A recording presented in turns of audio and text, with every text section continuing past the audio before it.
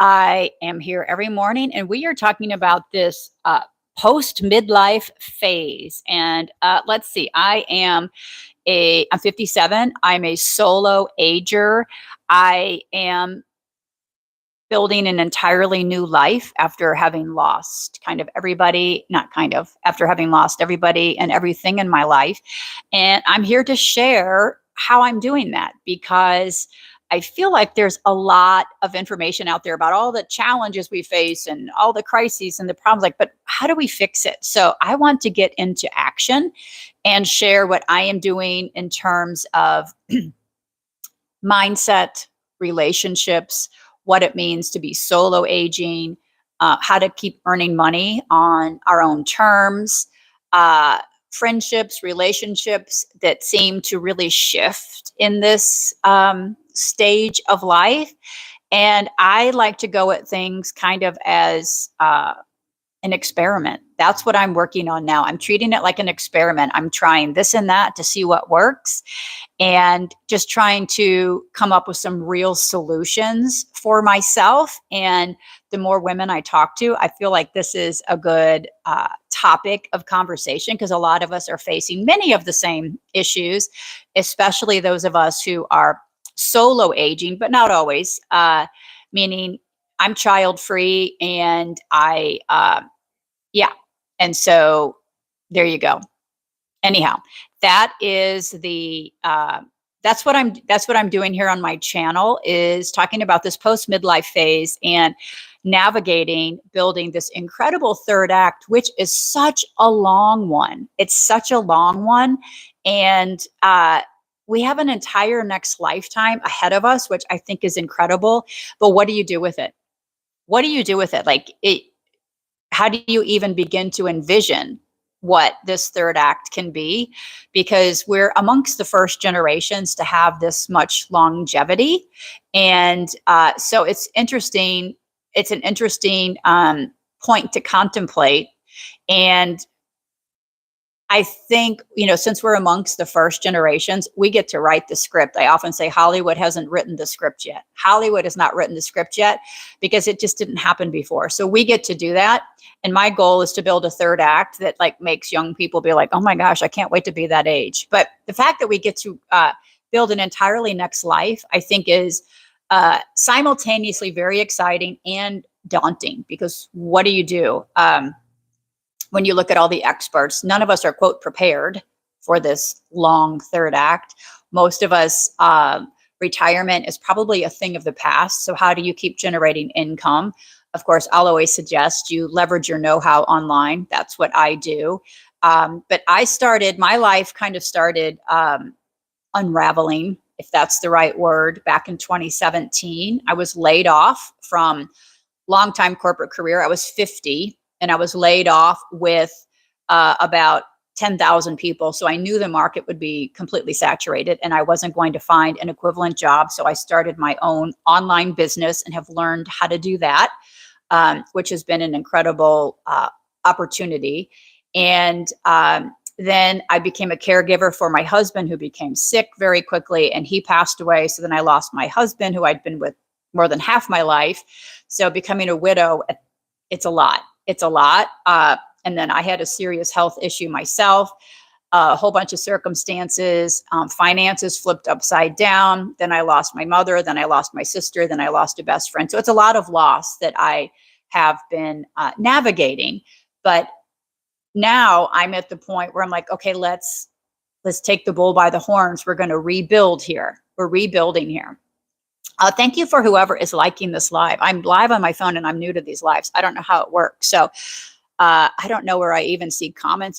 There's comments. There you go. Thank you, Kiri. Yeah, it has been very sad. It has been very sad. I'll say I have a little distance on it now. And so I'm at the point where we have to rebuild a life. So what does that look like in this post midlife phase? And the more people I talk to, of course, there's a lot of us, right? There's a lot of us. And obviously I hope you don't go through all that loss, but you don't have to go through that much loss to know that this transition into this third act is a huge one. It's a huge transition. for many, many reasons. And it's a new season of life. So how do you navigate it? And because we're amongst the first, I'm 57, generations that get this really long life ahead, there's no rule book, like there's no guidebook.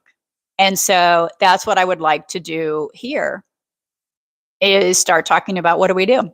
What do we do? How do you build community? How do you build friendships? How do you solo age?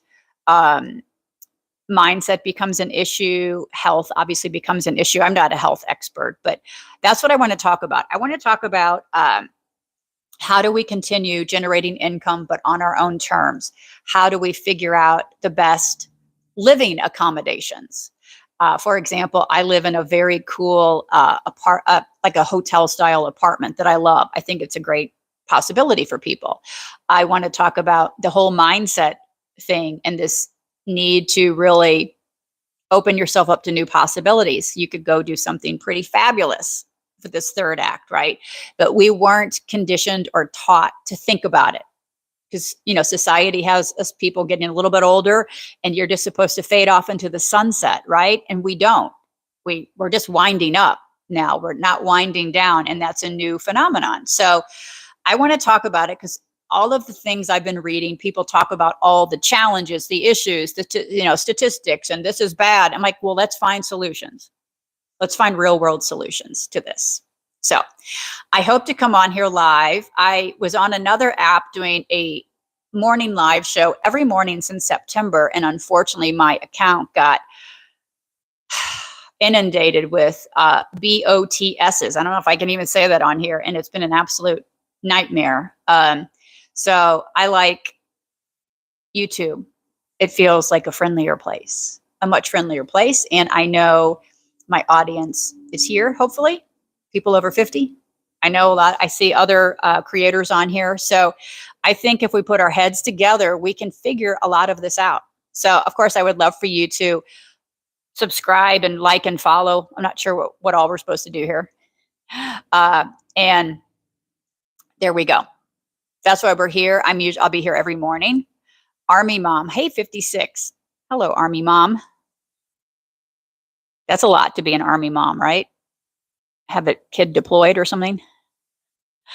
Yeah, so I think there are many of us here. I have found many other creators here on YouTube, like kind of at this age and stage.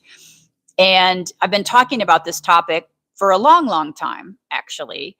And like I said, I am not what I have found is a lot of people talking about all the challenges we face, but nobody is talking about what are the solutions? What are the solutions coming into this third act? You know, how do we build community? How do we build our confidence? How do we build, where are we going to live? What do we do with our time?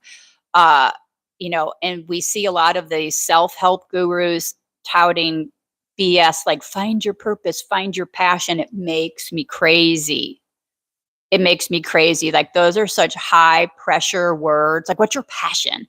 And apparently if you don't find it, you're doomed. Your life is doomed. So I'm very much an anti guru. Yeah, especially in these times. Especially in these times. I would say it is it's a lot. Good morning. Especially in these times that are very uncertain. And you couple that with we're living a very long time and we are not prepared. Okay. So that's what I want to talk about. I have been working on some things. So for example, about 2 months ago, I came up with this idea for micro adventures because I was coming into 2025 like, what are you even doing? Like, what are you doing? And but I'm simultaneously introvert, and I don't love commitment. Like, so I didn't want to go do some high commitment activities. I didn't want to do that where you go sign up and you're for the next year every Saturday. I didn't want to do that. So I came up with this idea for micro adventures that are one-off, low commitment low stakes activities just to go start trying new things and uh, seeing what comes of it. So I've already been on my first micro adventure. I went geocaching, which was a ton of fun. So my criteria that I set up for these micro adventures was simply something I've never done before or someplace I've never been, and very low stakes, low commitment, like a one-off thing, like a Saturday afternoon. And it has been so great, just planning them, looking for them, researching them, getting them on the calendar. And the whole point, I would say, is not even the activity itself.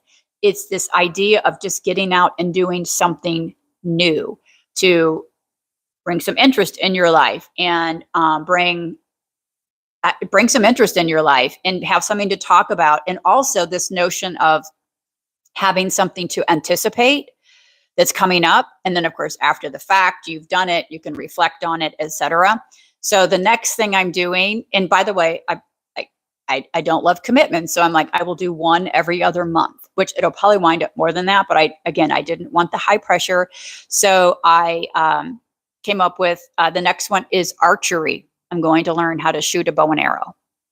Why? Because it looked interesting. And it's at one afternoon. So that's what I'm doing. But that's one of the, I think, practical solutions to this kind of post midlife phase is we have to let ourselves kind of open our mind again to new possibilities. Because I think we come into this stage and we're very much in a bubble. We've kind of been there, done it, and we don't necessarily see what else is out there, right? So what are ways to fulfill that kind of interest, bring new things in your life, try new things without massive commitment? Another challenge I would love to tackle is this notion of how our friend circles and communities tend to shrink when we get older for a variety of reasons, and what we do about that. And I approach that kind of from the perspective of, I'm an introvert. I don't need a million friends. I'm not a lady that does lunch. I mean, I could, but it's not the thing. But we do need connection with community. So how do you do that? These micro adventures are one way. You get out, you get to meet people you never met before. It's interesting. You connect, you do something fun, and then you get to leave, because I'm not super social and I really am commitment averse, right? Army Mom says archery would be fun. We learned that in high school along with square dancing. The square dancing, right? We totally learned that. I remember learning square dancing for sure. Yeah. So one of my criteria for the micro adventure is, like I said, something I've not done before. And the way I did it is first of all, I found a whole bunch of resources. Where do you even look for ideas? And I did put this in I created what I call the micro adventure program and planner. It's in my profile. I don't know I'm new at this YouTube live stuff. I don't know how to say it, but if you're interested. But one of the things I did was I came up with a massive list of resources. Where do you even look for things to do, right? And so once I found this huge list, I would just go to these different websites and sources looking for ideas. And the criteria was, if it piqued my curiosity, I wrote it down as a possibility. I wrote it down, put the date down, like of when the thing was coming up. And from there, I went back because I had a huge list. I had, 24 things on the list. And I went back and just kind of started looking at the calendar and started looking at things. And I also used AI. I used ChatGPT to help me. And so in the micro adventure planner, I provide all the prompts that I use to find local. So it works locally for you too. And I also provided instructions for using ChatGPT if you've never used it before. So where to find it and how to do the prompts. And I just came up with a bunch of stuff. And on my list, not that I'm going to do everything, but there's everything from geocaching, archery, an improv class, a public speaking class, which that seems a little scary to me, actually. Adult baton twirling, which is kind of cheating because I did twirl baton as a very young child. So it doesn't really meet the criteria of never having done it before. That one I'm on the fence because it's like 6 Saturdays. I'm like, that's commitment. And I don't love the idea of that. But there's Japanese floral arranging. There's a local tour. It's odds and ends. Anything that just kind of caught my curiosity. I'm like, it'll get you out of the house. It'll bring something interesting in your life. And I saw this program. A friend of mine recommended this program to me called The Science of Well-Being. It's on Coursera, which is like a free online school, so to speak. So this program is from a woman, Lauren Santos, I think. She's out of Yale. So, fancy professor, very smart lady. And it's this whole idea of the science of well-being. And one of the things they talk about is this idea of anticipation. So having something on your calendar in the future that you know is coming, that it's on the calendar, that you have to plan for, you're thinking about. Then you go do the thing, right? You go do the thing. And then afterwards, it's just as important, like reflecting on it and talking about it. Like I've told the story of my geocaching adventure many times. Like it was at a local park, like 10 minutes from my house. It wasn't like, a massive, Indiana Jones adventure, but it was a ton of fun. But this whole idea of being able to reflect on it, talk about it, you've learned something new, is just really good for us. It's good for our well-being. And so I was coming into 2025 without anything on my calendar other than work. I'm an online business coach. I've done that since 2017. I love it, but I'm like, I need more in my life because I'm, alone in the world, so to speak. I'm solo aging now. I'm widowed, lost my only sibling, starting over. And so I need to get myself out and start trying things to see what I want to do, right? So I'm kind of taking the try it and see if you like it approach. And if you don't, no worries. It was a Saturday afternoon and it'll be a good story to tell. Oh, I went and did this thing. I didn't like it at all. It's a good story to tell as well, right? So that's what I'm doing with micro adventures.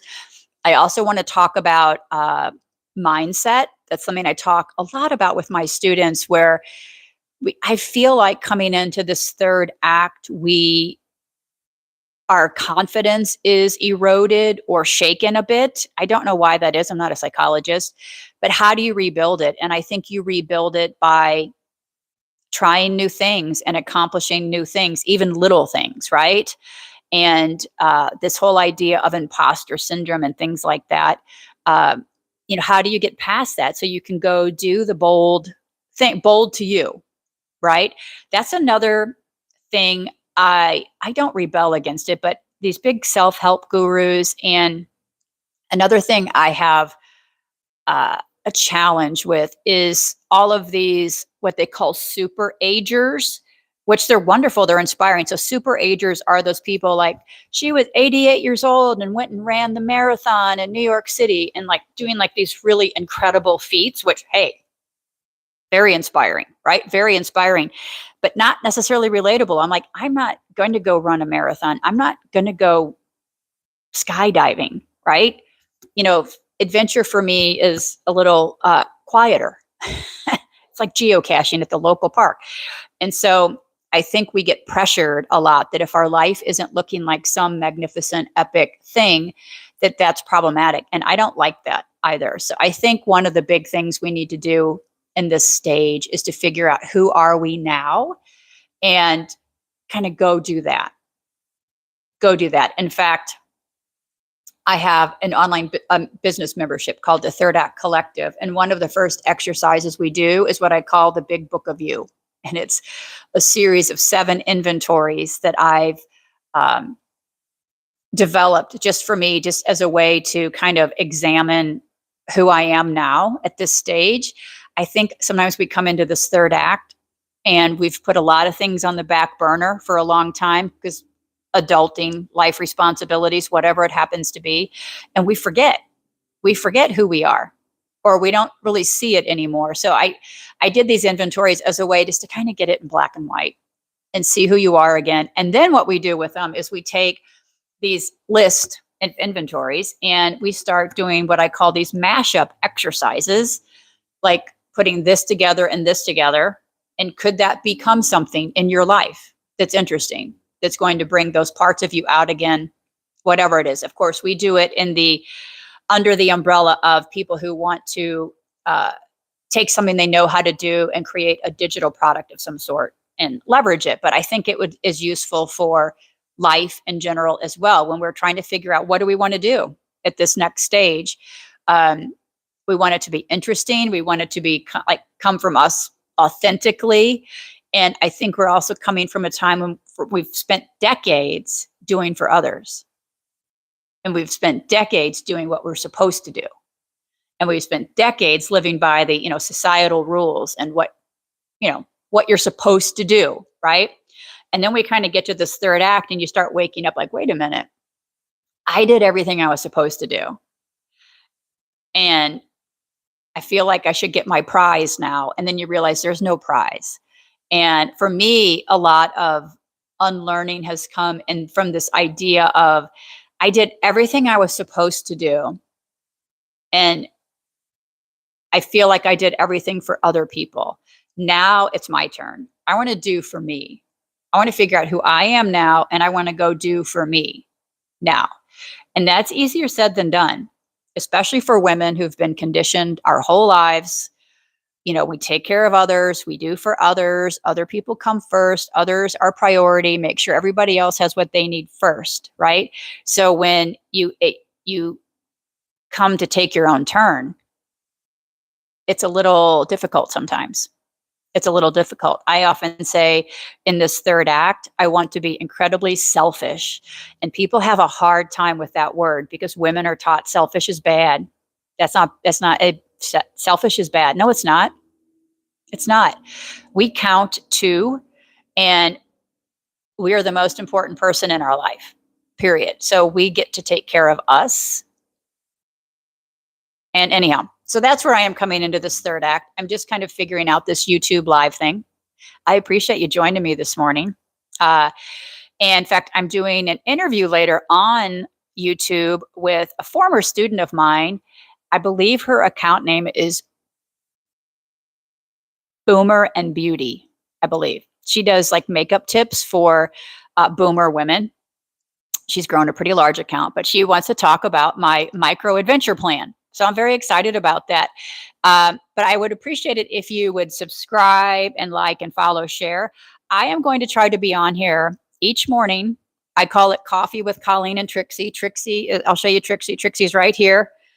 She is my absolute sidekick. She's my dog, my wired hair dachshund, Trixie. And to talk about these things. And this is what I'm going to be talking about on my channel as well. So I would appreciate it if you wouldn't come subscribe over there. And I will see you all very soon again. Thank you for joining me. I appreciate it. Cheers.